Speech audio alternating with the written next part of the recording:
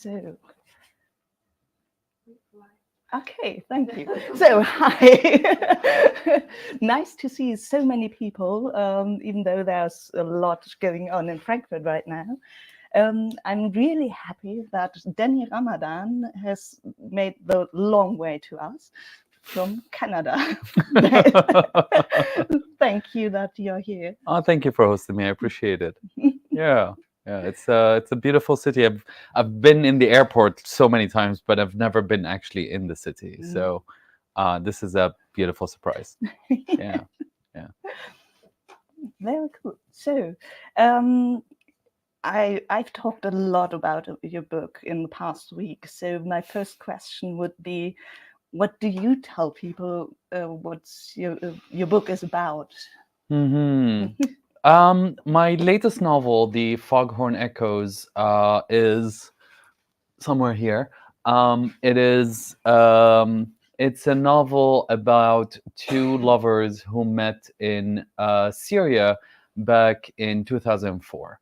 The two boys were quite young at the time, and they fell in love, and then something drastic, something very difficult happened, and then separated them.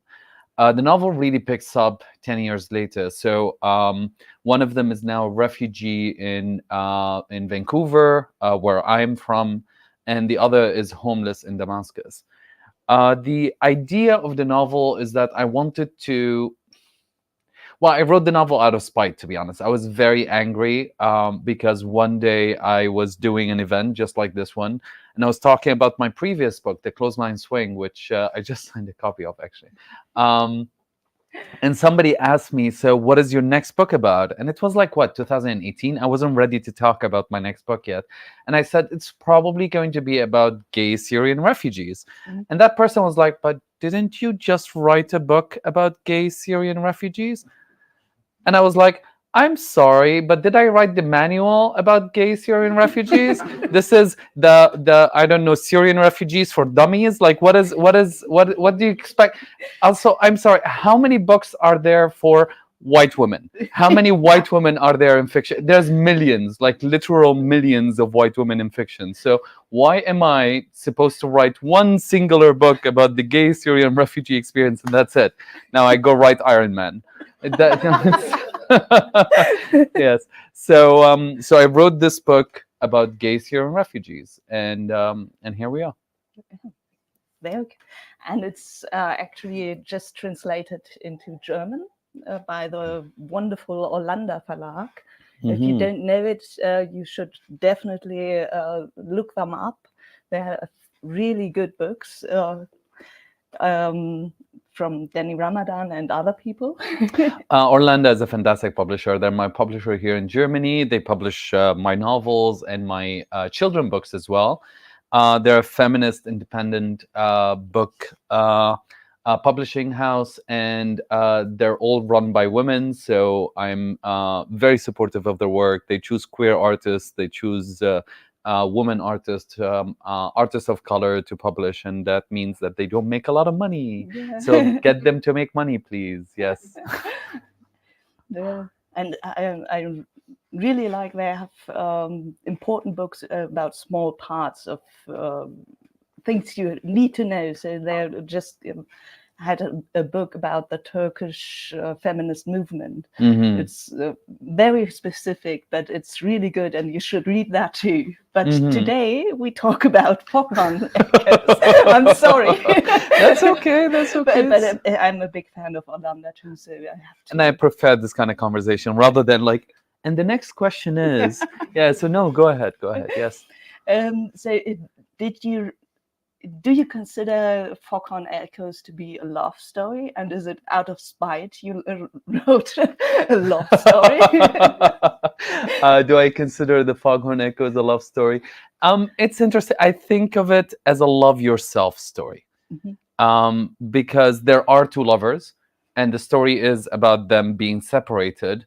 And the natural direction in fiction is that when you have two lovers that are separated, the whole story is about them getting back together, right? And I don't think that that's realistic.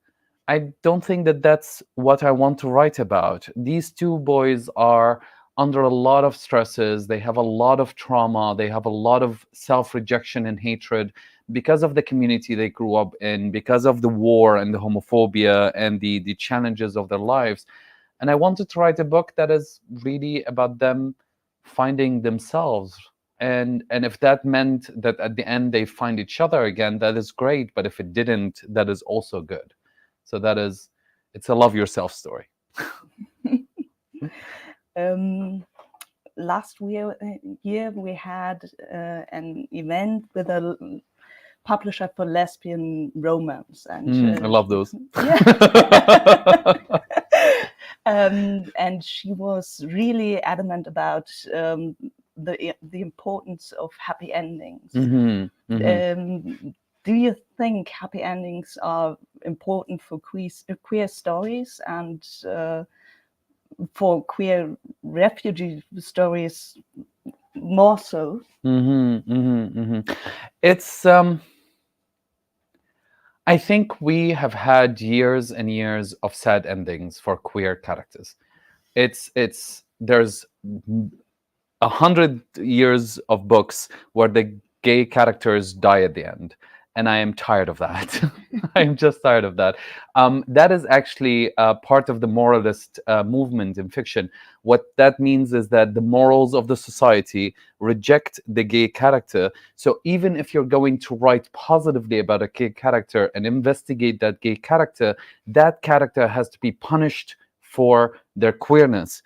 And therefore, they have to die, they have to lose their lovers, they have to be separated from family, they have to have a challenge of some sort. And that's because the society, even when it's trying to be friendly towards us, it still does that through the lens of morals. And I don't want to play that game. I'm sorry. I'm not gay as in happy. I'm queer as in fuck you. So I'm gonna write whatever I want, and I will write my own version of a complex, meaningful, realistic, happy ending. Mm. So does Foghorn-Echos have that kind of happy hashtag no spoilers has a very sad ending. No.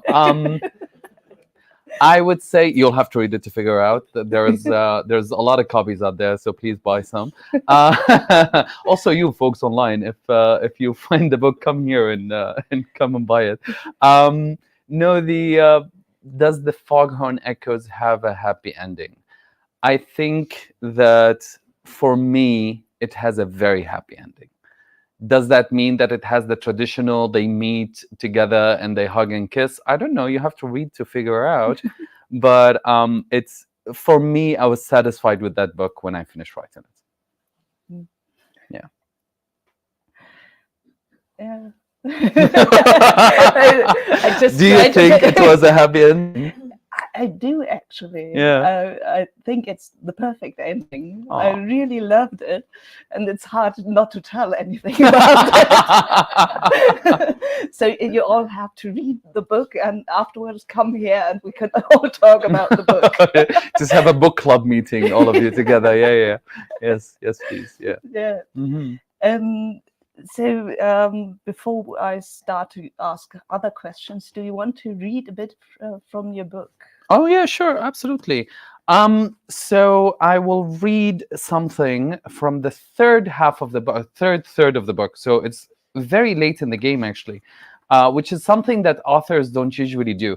Authors usually, and I'm sorry about how old this book looks. It traveled with me to around the world twice now, so it's struggling. But usually authors would read from the very first 100 pages of a book. But this story specifically, I found really self-contained.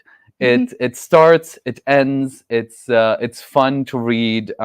It represents a lot of what I want to say in the book. So I hope that you will enjoy it. All you have to know is this is one of the two boys. You don't need to know which one.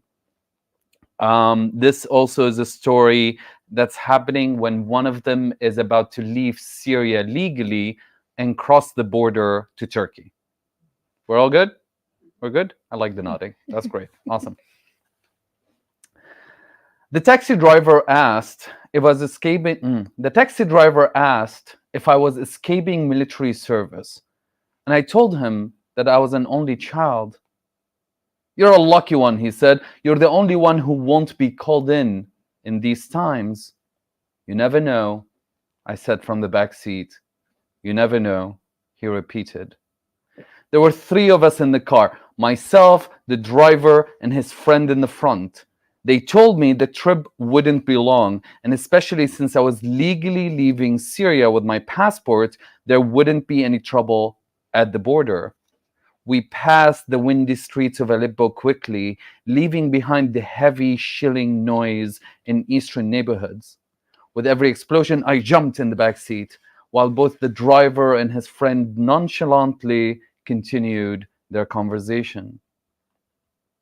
On our way out of the city, we were saluted by its dimly lit citadel.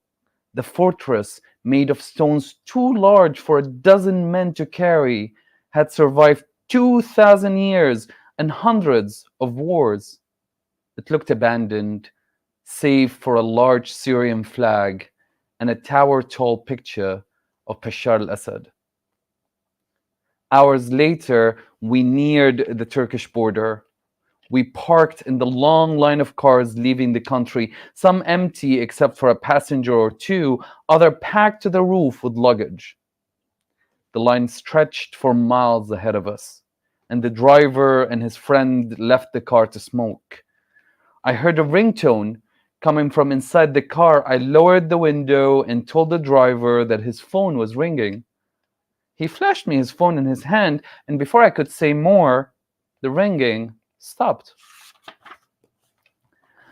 By the time we reached the border check, the sun had already risen, and dryness filled my mouth. The driver's friend had fallen asleep while the driver smoked yet another cigarette, puffing the smoke through his opened window. He elbowed his friend awake, and they handed their documents to the officer to leaf through. Where is Malik? The driver asked. I thought this was his shift. Malik is sick today, the officer responded. He looked at me through the window, and I handed him my passport.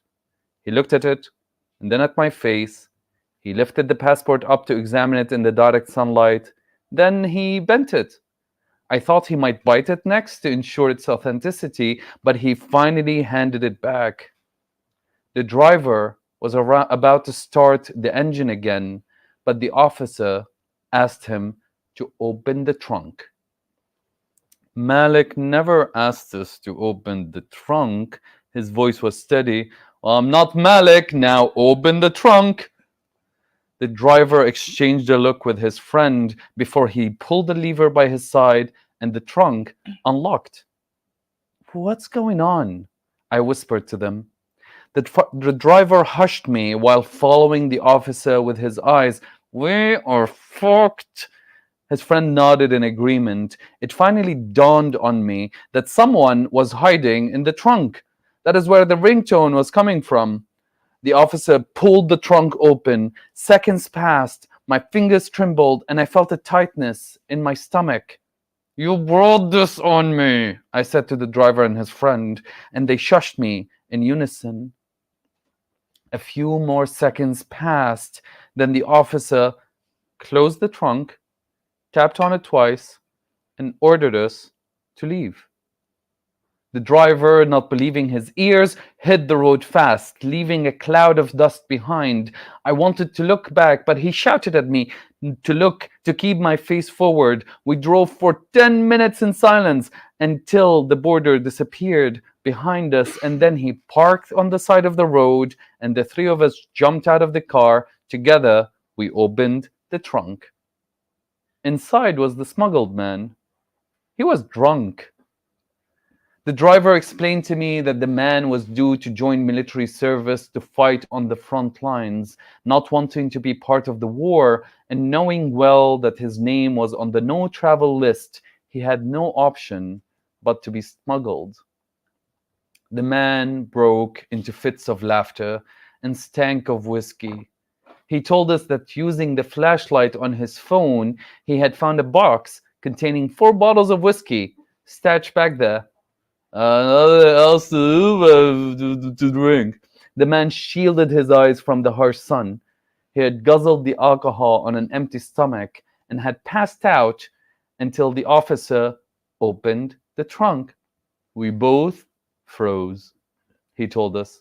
Without thinking, he had handed a full whiskey bottle to the officer. The officer looked at the bottle, back at the man, then snatched the bottle and closed the trunk. The funny part is, the man said slowly, I can't tell if I gave him the bottle filled with alcohol or the one I drank and then filled with my own piss. Thank you.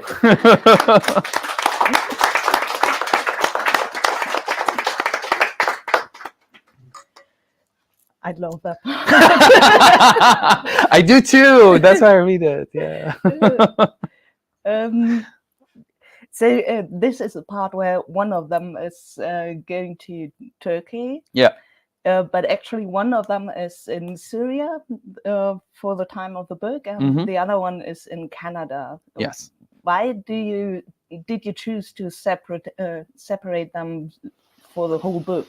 Well, why not? But why did I choose to separate them for the whole book? Well, think about it this way. And I'm going to use something that I do with my students back when I teach at UBC. I want you to imagine something. So the beginning of the book, the very first chapter of the book, these two people came together and they fell in love, right? And they're in love and they're making out and they're happy and stuff like that. And then something really big happens and it pushes them in two different directions. It really does. And I wanted to represent that with geography and time. So I wanted to have one of the two of them being so far away from each other. So one is in Vancouver and the other is in Damascus. I wanted them to never be awake at the same time. So one of them is in Vancouver. When it's daylight for him, it's nighttime for the other, right? It's just the way that the world works. So I just wanted the two of them to just carry a story together in a way that represents how much of an impact that moment had on them. The other thing that I wanted to do is that, if you thought about it, I'm writing two books in one here, because they rarely actually communicate with one another. They talk about each other all the time. This is not a spoiler. This is you'll figure it out from the beginning of the book. They talk about each other all the time, but they never actually rarely ever talk to each other. So how do you write a book about two characters who are impacted by one another all the time without them being in the same space, in the same time zone, in the same place, or talking to each other? And I just wanted to challenge myself, and I think I did it. I think it's worked. Yeah, I was very proud of myself. So this is why you choose to tell their story when they're together in third person, and then they tell their separate stories in first person for most of the book. So what happens is, in the book, the first chapter is written in a third person. So it's written from my perspective as the storyteller. I'm telling you, these two boys existed in this world. This is their time. This is what happened to them. And I'm telling you the truth about them. So my story, the stuff that is happening in the third person, which is when I'm telling you about these two boys, I'm telling you the truth. This is what happened. When they talk about themselves, I'm telling you their version of the truth. So for the rest of the book, the two of them are talking about themselves. So one of them will talk for a bit about Damascus, and the other will talk for a bit about Vancouver, and so on and so forth, right? And that's their version of the events. Because the book is impacted really with their perspective of what happened to them, right? It's all about trauma is personal, right? Like two people can face the same exact trauma, and one of them will be fine tomorrow morning, and the other will be scarred for the rest of their life, right? And I think that's the beauty. That's the beauty of healing, I guess. If I'm going to play with that. That is the beauty of healing, that it's different for every person. It has to have its own journey. And I wanted to show you those two journeys. Yeah.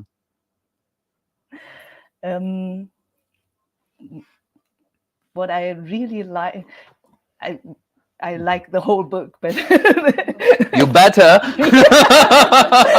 that's why you're here. Actually. Please lie to me and tell me. What you really liked about the book? I like the scene when he's talking to his friend, Yes. and his friend is a ghost. Yes. Why did you include Kalila? Kalila is the ghost. So, again, I'm writing two different stories at the same time, right? And I wanted them to connect. So I wanted them to be echoes of one another. So Wasim has a ghost who's his friend, and Hussam has a ghost who is his enemy, right? And that is one of the many ways that you'll notice as you read in the book that the two are echoes to one another. Kalila is shaped after my own therapist. I go to therapy quite a lot. If you don't go to therapy, please go to therapy. Therapy is good for you. And I go to therapy I went to therapy quite a lot. And I think there is something about Wasim that he wants to open up. He wants to be comfortable. And I didn't know what else to do to give him that space without the judgment. So the only person in Damascus that would give him that space without the judgment was this ghost who doesn't give a fuck if he's gay, right? Like she's just sitting there being like, okay, no, you have to tell me a story. I'm bored. So like navigate this with me, right? And I like that. I thought having Kalila there was a lot of fun to write. Kalila is a really interesting character and I really enjoyed writing her. Also, Kalila talks a lot. That's the other thing. Sorry. Two characters, right? Hussam's ghost is rarely talks. Kalila's ghost talks all the freaking time, right? Hussam's ghost is scary and stuff, and Kalila's ghost is like friendly. It's like that, like funny ghost. It's like Casper, but like fun. Yeah, so there's a lot of things that I do for the two characters that make them similar, but also very, very different. Yeah. Hussam is the one who's seemingly at a safe place. He's in Vancouver. Yeah. But he's the one troubled by a ghost, a mean ghost. Why can't he rest? Why can't he rest? All right. So we all know about the AIDS crisis of the 80s, yes? All right. So the AIDS crisis in the 80s happened, and people had a lot of trauma with the AIDS crisis in the 80s, right? A lot of older gay men navigated a lot of trauma, lost a lot of friends, and all of that. And then in Germany, I assume, as well as in North America, the whole society moved together and got over the AIDS crisis in the 80s. We as a society are still impacted by it, but we all understood it together. We're navigating it together. We have some people are not navigating it with us, I guess, but like the majority of society understands what the AIDS crisis is, understands the bad things about it, and then together we have figured it out, right? The queer refugee experience for Hussam, he moved from Syria to Canada, and that was yesterday for him. Like the crisis was yesterday for him. And the new society has never experienced anything like this. It's like, imagine somebody who is in part of the AIDS crisis being picked from there and then pushed 30, 40, 50 years in the future and then dropped with us. And he's talking all the time about the AIDS crisis. And you're like, well, it's 50 years ago, dude. Like, yeah, cool. Like you talk about it once or twice a week, but like you can't talk about it all the time. So talking about my therapist explained it very easily. When you are living in a crisis mode, so let's say you're living in a homophobic country like Syria, you're living in a civil war like Syria, so you're living in a crisis mode, you are stressed all the time. So that makes your level of stress here all the time. So when you go out partying, you're still stressed. When you're drinking with your friends, you're still stressed. When you're sleeping, you're still stressed because you are always stressed. You're stuck up here, right?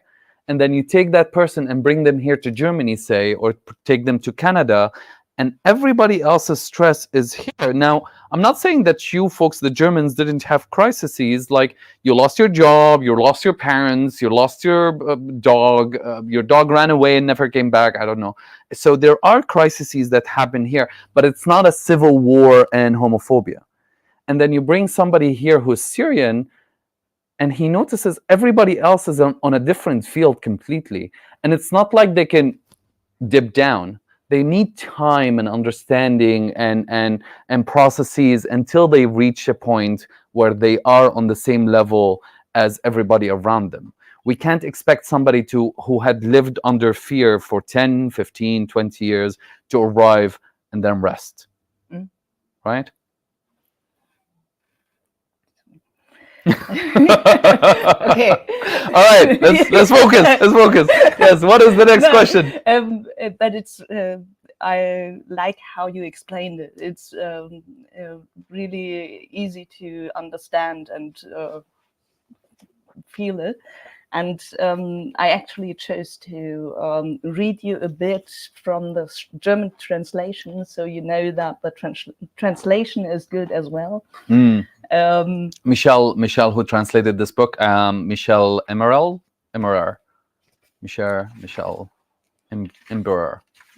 I don't know the last name, I'm sorry, but he is a fantastic translator. We spent the last week together in Berlin, and he is one hell of a great translator, folks. I'm very proud of this work. Everybody's telling me it's fantastic. So yes, please, what part are you going to read? It says the name is Michael Eppmeyer, and I really know why you couldn't. Eppmeyer, sure. Eppmeyer. That's a very German name. That's all right.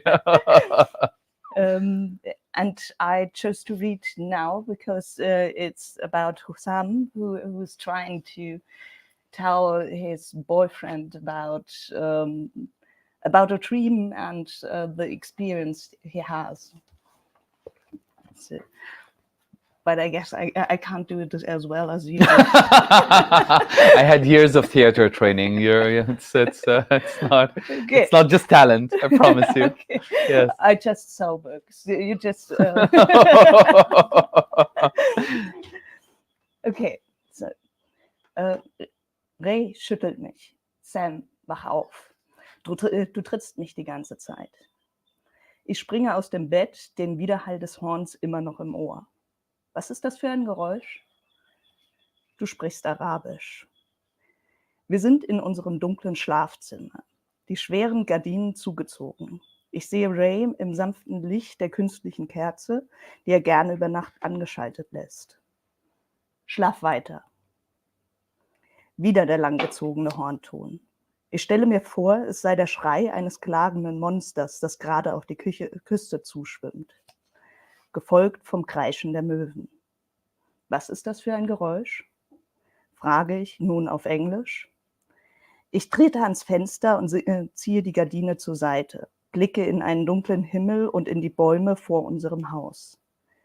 Ihre Zweige sind lange Finger, die sich nach mir ausstrecken und ihren Abdruck auf meiner Haut hinterlassen wollen.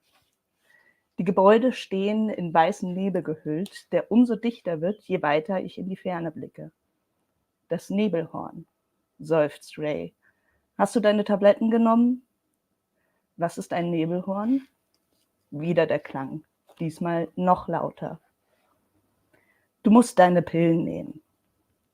Er hat recht. Wenn ich die Pillen nicht nehme, bekomme ich immer Albträume. Manchmal träume ich von meinem Vater, der mich an einer imaginären Grenze erwartet. An einer gestrichelten Linie auf einer gigantischen Landkarte. Ich versuche ihm auszuweichen, springe auf der Grenzlinie hin und her, als könnte ich mich damit vor ihm verbergen. Er taucht immer wieder neben mir auf, egal auf welche Seite ich springe. Und jedes Mal packt seine Hand mich am Kragen.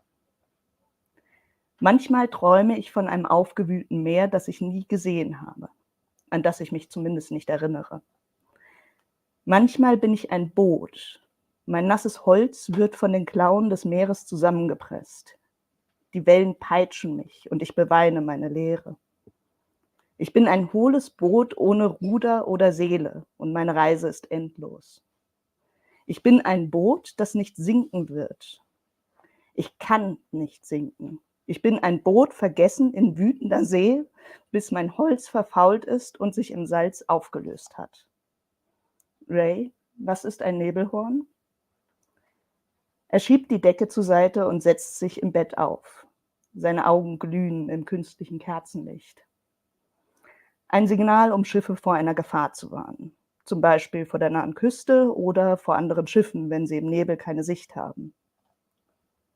Ich lege mich wieder ins Bett, halte meinen nackten Körper von seinem fern. Weißt du, Ray, sage ich leise, wir kehren einander den Rücken zu. Ich höre ihn ächzen. Als ich zum ersten Mal versucht habe, aus der Türkei nach Europa zu fliehen, bevor wir uns auf Facebook kennenlernten, war ich mit anderen Flüchtenden auf einem Schlauchboot. Wir wollten übers Meer nach Griechenland. I'm gonna skip a whole lot of his story now because you have to read it yourself.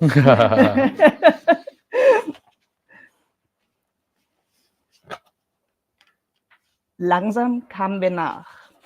Väter und Mütter trugen ihre Kinder auf den Schultern. Die beiden Christinnen hielten sich an den Händen und kreischten, sobald eine Welle angeschwappt kam. Ich zog Schuhe und Socken aus, stopfte sie in meinen Rucksack und schritt ins Nasse. Mit ihren Taschenlampen leuchteten uns die beiden Schleuser den Weg zu dem Schlauchboot. Ein dritter Mann stand in dem Boot und erteilte den Zugesteigenden geflüsterte Anweisungen. Das Wasser stand mir bis zur Taille und ich war froh, dass ich mein restliches Geld zwar ebenfalls in der Unterhose trug, aber in einer Plastiktüte gewickelt hatte. War es August oder Oktober? Ich kann mich nicht erinnern. War das Wasser kühl und erfrischend oder eisig und grässlich? Ich griff nach der Hand des Mannes und kletterte ins Boot, bekam ein nasses Handtuch überreicht. Im Licht der Kerze zählte ich 56 Menschen an Bord. Ich nahm an, 1 oder 2 Busse waren schon vor unserem eingetroffen. Die beiden Christinnen mit Tränen in den Augen suchten größtmöglichen Abstand zu all den verängstigten Kindern. Hörst du mir noch zu? Frage ich Ray. War das ein oder ein Seufzer des Kühlschranks in der Küche oder eine Toilettenspülung irgendwo im Haus? Mein Körper befindet sich nicht in diesem Bett. Er schwebt über dem Westend und gleitet die Davy Street hinunter bis zu den lachenden Statuen. Ich wehe durch ihr Gelächter hindurch. Ich segle an der Seawall hinab. Mein Körper ruht auf einem der Baumstämme in der English Bay. Der Nebel wird dick wie Suppe und legt sich über das Wasser. Die Schiffe in der Bucht verschwinden im Grau. Können die erleuchtete Küste nicht mehr erkennen, auch nicht den Wald auf dem University Hill. Eins der Schiffe lässt sein Nebelhorn ertönen. An der Stelle wallt der Nebel empor, bricht für einen Moment auf, dann verdickt er sich wieder. Beim zweiten Nebelhorn beginnt er zu schimmern wie ein Sternenhimmel. Wieder nur für die Dauer des Tons. Das dritte Nebelhorn, wie der letzte Warnruf eines wütenden Gottes, verscheucht den dicken Dunst und macht die Lichter der Küste wieder für alle Schiffe sichtbar. Ray dreht sich zu mir. Warum erzählst du mir das jetzt? Du musst doch schlafen. Weil ich es dir erzählen muss. Die Geschichte in mir schmerzt wie eine unbehandelte Wunde. Sie wurde nie angehört und ich muss sie aussprechen. Sie kriecht in mir herum wie ein eingesperrtes Tier, das um Luft ringt. Sie zittert. Bitte hör mir weiter zu. Morgen früh, Sam. Ich weiß nicht, ob ich noch so lange warten kann. Er antwortet nicht.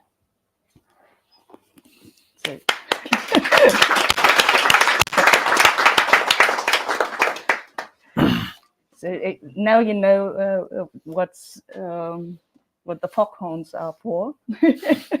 Kinda, sorta. Sorta, Yeah. There's more to it, I promise you. Yes. Do you have to buy the book? All right. So, do you have any more questions for me? Yes. I just read a part where Hussam is trying to get on a boat, and you dedicated your book to those. I have to read it from the English version because I wrote down the German one, and that doesn't help. To those who took to the sea and those who the sea took. Mm-hmm. Do you think that stories like Foghorn-Echos can sway the people who decide to make fleeing that unsafe? Do I think stories like the Foghorn-Echos can sway the people away from fleeing in unsafe ways? And no, I don't. The other way around. The other way around. To sway them to come here. And no, I think it's. I thought about the people who decide to make fleeing this unsafe. It ain't the people that are fleeing, but it's people like us in Europe here who get the Libyan Coast Guard to guard away refugees, and so it's more like, can you sway us to make Got it. fleeing more safe? More safe. Safer. Yeah, I think that there are multiple things that we can do. Many of them are not just about providing a safe passage for people to arrive on this side of the world.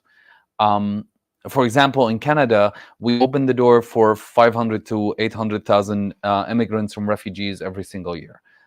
Canada is a massive country. We have a small population, so we welcome a lot of people every year. But for the last 10 years, for example, we haven't invested in the housing market and we haven't invested in the health system. So now with all of those extra people, the housing market is struggling and the health system is struggling. And now Canadians who are born in Canada are like, oh, it's the problem with the refugees. I'm like, no, the problem is that you welcomed all of those people without actually preparing for all of those people, right? So definitely, I hope that my book would offer an understanding of why a lot of those people come here with, a lot of my people come here with traumas and challenges and difficulties, but just opening the doors for them is not enough. It never is enough. The idea of opening doors and offering equitable opportunities that would allow them to flourish and allow them to heal from their trauma, and then they can become a part of the society that can flourish and heal the society as a whole.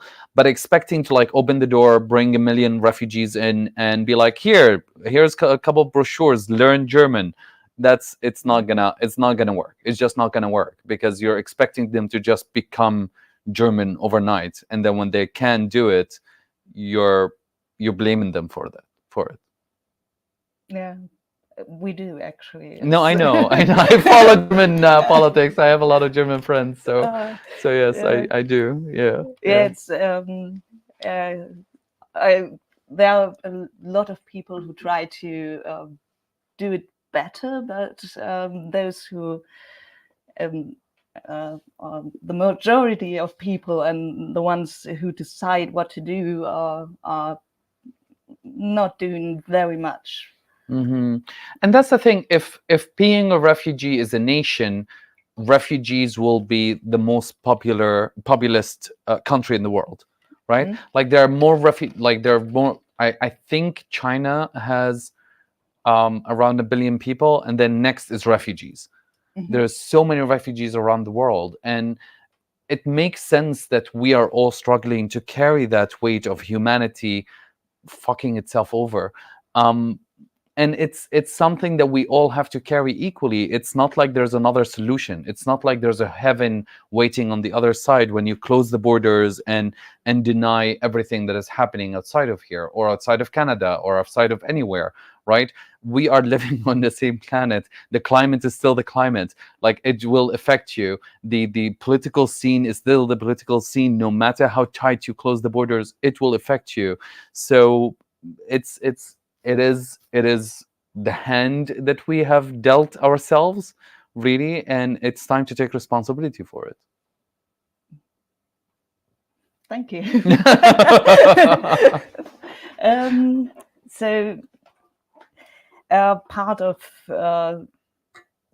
trying to ignore what happens outside of Germany is that we don't know very much about the situation in Syria right now, because it doesn't affect us anymore, or not that much. Yeah. So do you have still have friends there, and do you want to tell us a bit about how living in Syria is right now? I am not allowed to go back to Syria. I have done a lot of things that the regime didn't like when I was living in Syria, and then I got kicked out of the country. And I have written a lot of books that the regime doesn't like, so it's not like I can just fly over. I don't have any friends who are left in Syria. All of my friends we've either lost contact or they moved out of Syria, right? Majority of them came to Canada. Excuse me, I'm sorry, that was terrible, Danny.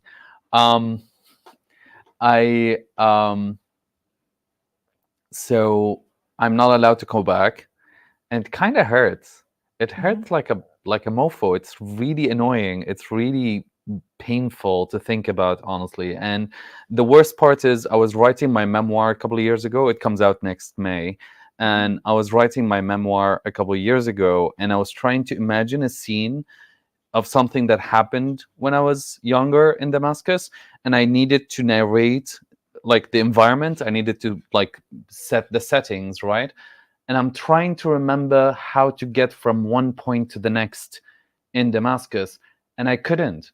I tried my very best to remember what is happening in how Damascus looks like, and I couldn't. I just couldn't. And I had to go through photos and go through the maps and stuff like that. The last time I was in Damascus was 12 years ago. So I have made it so I don't know what's happening in Syria, because thinking about what happens in Syria brings me a lot of sadness, to be honest. I feel like I am a persona non grata, unwanted by my own nation, which is so sad, because I actually like being Syrian. I really like being Syrian. So maybe one day, I'm not holding hope, but maybe one day I will be able to go back and see how life in Syria is. Yeah. Next question. You kind of answered it already. My next and last question would have been if there's another book coming. So Yes. I have a memoir coming out. It's called Crooked Teeth, and it comes out in English in May of this year.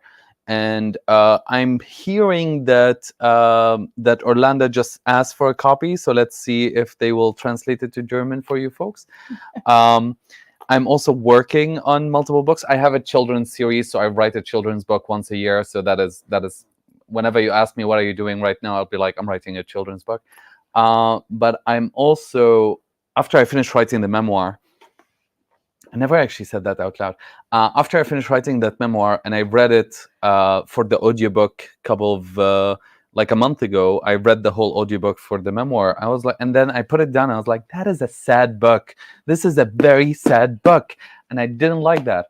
So I decided that my next book is going to be a very happy book. And I sat down and I started writing, and I'm really happy with it. I finished 20,000 words. I am really, and in less than a month, I'm really excited for it. It's a book about being a slutty gay man. Seriously, it's all about the fun, sexy adventures that I did around the world. I will be the name of the city, the date, and then the sexy time. Just a slutty gay man being a slutty gay man, as queer as possible. Oh, I'm looking forward. Yeah. It's veering into erotica, veering a tiny bit into erotica, but it has soul still. So we'll see. We'll see if my editor was like, no, you're out for lunch. This is not happening.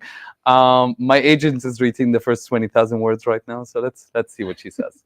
Let's see what she says. But if she said no, I'll just publish it on my blog or something, and then you'll know, all of you will know that I'm a very slutty gay man.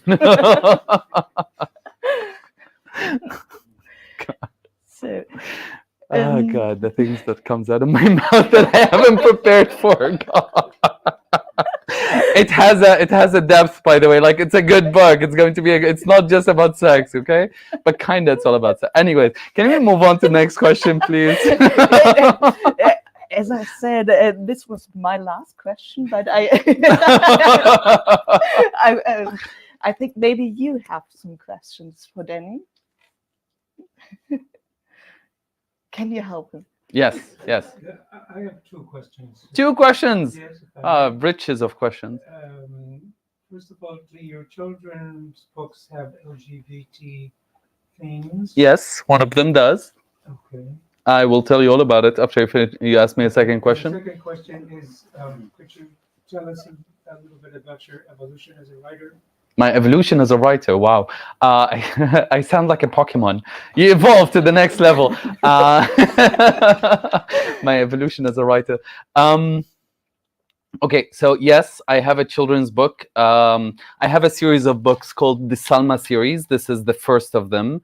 And the second one called Salma Writes a Book, which is being translated to German at the moment, where Salma meets her gay uncle, but her mother, who's a conservative Syrian woman, is not very happy about the gay uncle. So Salma tries to understand how to help her mother and her uncle to become brother and sister once more. So it's actually my most successful children's book so far in Canada, and it got banned in Florida, which means that it's selling really well right now. My evolution as a writer. I published my first collection of short stories when I was 19. It's in Arabic. It's called Death and Other Fools, which is the most dramatic 19-year-old collection title in the history of titles. And I published another book in Arabic when I was 24. And I would say when I read them right now, I like roll my eyes. They're very childish and kind of like desperate for love, which tells you that at the time I was childish and desperate for love. But then I grew up, and I want to say the refugee experience. I'm not going to sit here and be like, the refugee experience made me better. I'm not that kind of person, but it kind of matured me. It offered me a complex perspective of who I can be and who my community is like, who my community can be like. That sentence made no sense. What kind of a community I belong to, and what can it be like, I guess. That is a better sentence. So I would say that I evolved that way. I also did an MFA, Master's in Fine Arts, at the University of British Columbia, and in creative writing, which really helped me evolve my writing. And now I teach creative writing at the University of British Columbia, which is super cool. I like doing that. Yes. Questions? I think you had a... You just answered it. I did. Okay. All right. Sure. Yes. Questions? Do you have questions? Yes. Hi. Do drugs like Katagul play a role in your novel? Do drag queens? No, drugs. Drugs. Oh yeah, they. Yes. God, I have been sober for 7-8 years, but I've been through my drugs period, I want to say. And Hussam, one of the ways that he navigates his trauma and his inability to actually face his trauma is that he drowns himself in a lot of drug use, a lot of anonymous sex, a lot of drinking and partying and stuff like that. So I describe that quite exclusively in the book. One of my actual readings that I do in the book is about him getting really, really high. But I chose the other reading today. So there we go. Here we go. Any questions, folks? Esteban. Yeah, I have a thank you so much for the reading, and this sounds like such an amazing book, and I can't wait to dive into it. I had a question about, like, as a writer, how to, well, I mean, I think what you do so well I've read this book, The Clotheslines, but is to to draw on what must be real personal experiences or stories that are based in your own life or the people that are important to you, and drawing on those experiences to create a story, a narrative, and events, and many of them are very traumatic and very difficult. And I wonder if you see that process of writing in some way a way of recovering or overcoming or transforming that experience in a way. It's something that I do in my own writing. Is like I see it as a way to also face some of these things, that these challenges of the past, and restage them in a different way. Therapy tells you that trauma never goes away. You just learn how to navigate it, right? You learn how to iron around it and how to like make it as smooth as possible. You learn how to navigate its triggers. So when you are triggered, you know how to get in a better place, and you know how to navigate it. So you have your internal voice that's calming you down and your external voice that's keeping you engaged with the world around you, and all of that. So I want to say that my trauma used to be very muddy. And then as I'm writing about it and as I'm navigating different fictional experiences of what that trauma is, it started to clean up a bit. And now it feels like a little diamond. So every now and then I look at it and I'm like, how can I instill this into the book? I would say that I'm not going to touch on it for a while now, because 3 books about that, the Clothesline Swing, the Wäscheleinen-Schaukel, and Crooked Teeth, specifically about that is more than enough, I think. The next book is about being slutty, so that's a whole different thing. But I would definitely say that writing about it was a form of healing for me, that's for sure. Thank you for the question, I appreciate it. Yeah. Questions? Yes. My question is in 2 parts. I Yes. think. I always wonder, authors like you writing books, but I think these books are only interesting for a special circle or a special person. I don't know. And my first part of the question would be, are you or how many people, or what kind of people do you reach with your books? And my second part would be, you said you are teaching on the University of Columbia, I think. British Columbia, yes. Yes, and do you support organization, or do you have your own organization to help those people about your writing? About my right, okay. So refugees or something like that, or is writing your main thing that you do? Are you organizing other things, or organizations that? So I'm going to ask you a question, and I want you to answer it very seriously. Do you promise me to answer it very seriously? No. Are you a spy? No. No. How many spy movies have you seen in your life? A lot, I want to say. I'm very fond of James Bond, but I thought I saw 10 of. All right. So, but you're not a spy, so why not be interested in? Why are you interested in spy movies? You see what I mean? You see what I'm trying to do here? Yeah. So the idea is. Yeah, thank you. The idea is that, yes, I am writing a story, and it's a human story, and it should be reached and allowed for other people to reach it. Actually, funny enough, if you did a very stupid study that I'll do off the top of my head, statistically speaking, the most people who buy my books are white women. It's just the way it is. The people who come to my events, the people who ask me to sign my books are mainly white women. Mainly because they are the ones who are trying to understand the world the most. And I like that about you folks. So thank you, white women, for trying your best. You're still white, but you're trying your best. I'm happy that this is my reach. I think folks who are intellectuals, who are trying to understand the world around them, would be able to reach out and grab my book. And at the end of the day, I'm writing literary fiction. I'm not writing spy movies. I'm writing about like the complex depth of the human experience. there are people like Nita Prose, for example. Nita Prose is a fantastic thriller and mystery writer. She has the book The Maid that got translated to every language there is in the world, and she sells millions of copies.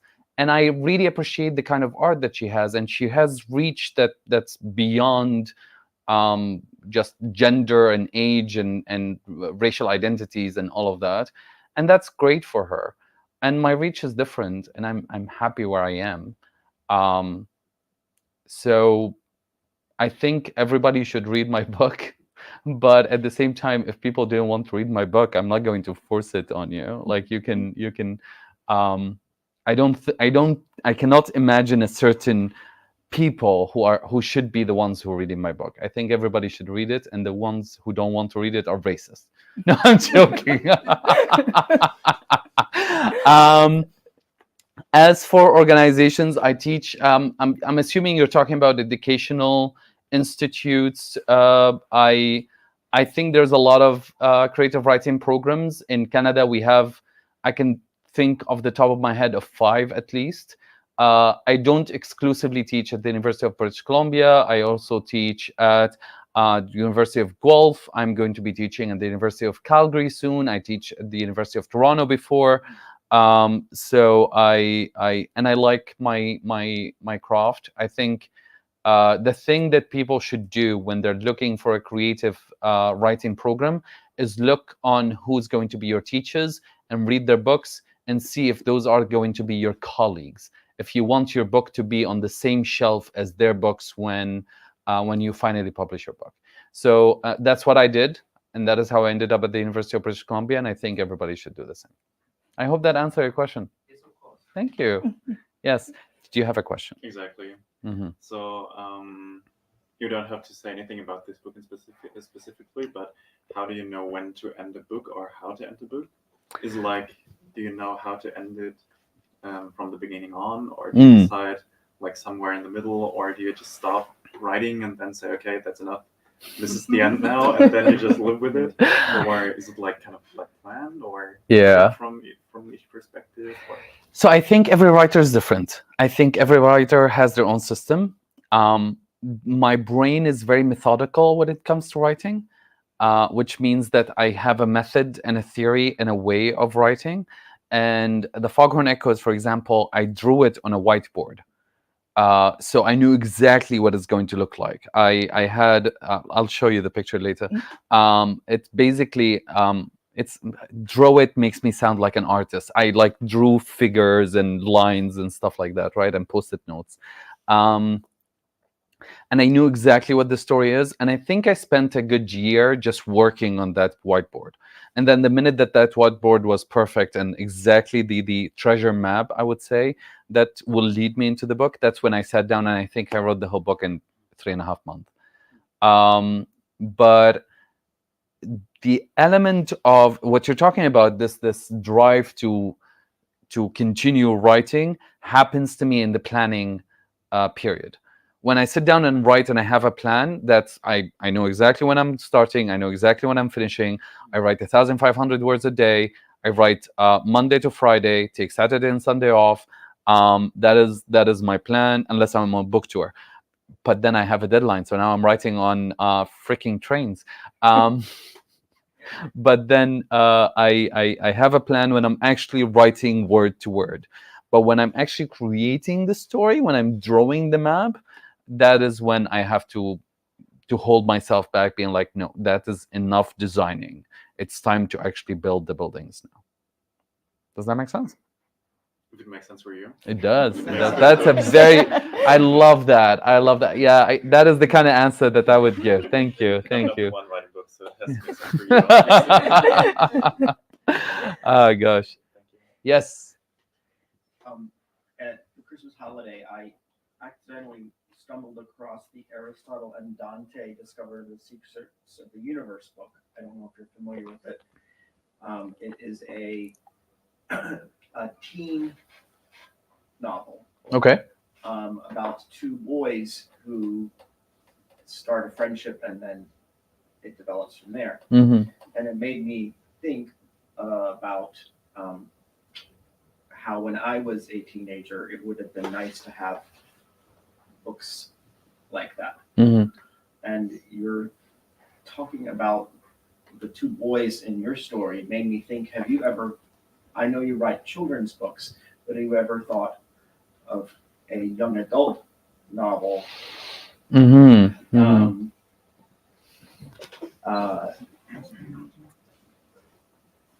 Maybe to serve, I don't, were you raised Muslim or? I was raised Muslim, yeah. Yeah. I teach at a school now and I have Muslim boys in my Mhm. class. Mhm. And I wonder, there's one boy, it's particularly, or two I've experienced. I wonder if he's going to figure out he's gay when he's older. Mhm. So I just kind of wonder, and thought whether you've considered writing for that market.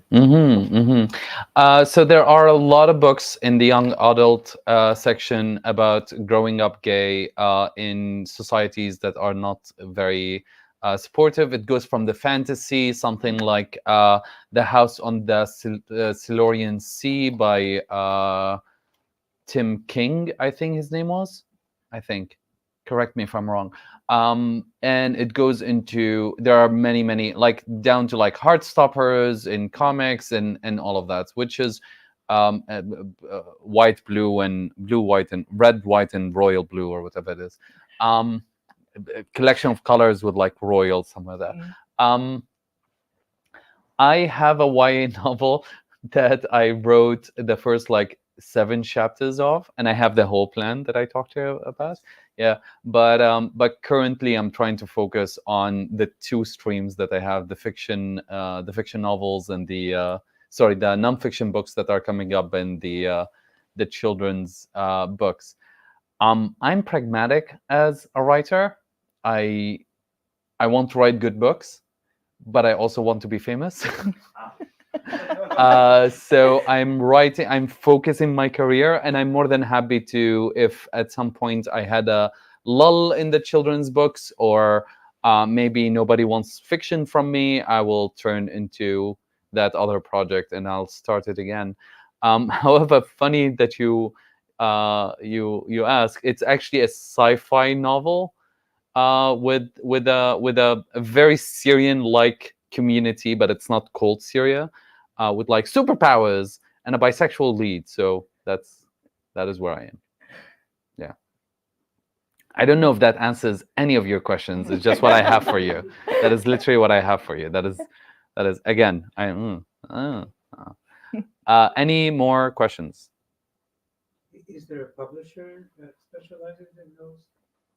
Yes. So my publisher for children's books, Anik Press, also publishes young adults. So if I went when I finish that novel, I'll probably send it to them first and see if they would like to buy it. And Penguin in Canada, Penguin Random House in Canada, is my publisher for my adult fiction and my memoir and nonfiction works. Yeah.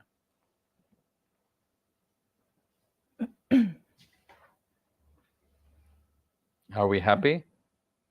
Are we happy? All right. So then I guess if you like, you can buy a book, and you should buy a book. You should read the book. And Danny will sign it for you. Yes, I will sign it for you. Yes, that's... Yeah. Actually, I've never signed a book before, and then he convinced me to... No, I'm joking. I'm joking. I've signed books all the time. Yeah. Yes.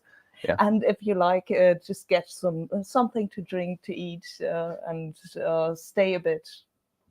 Yes. You're welcome to. Yeah. Buy more books too. Yeah. Not just buy my books. Thank you. Thank you.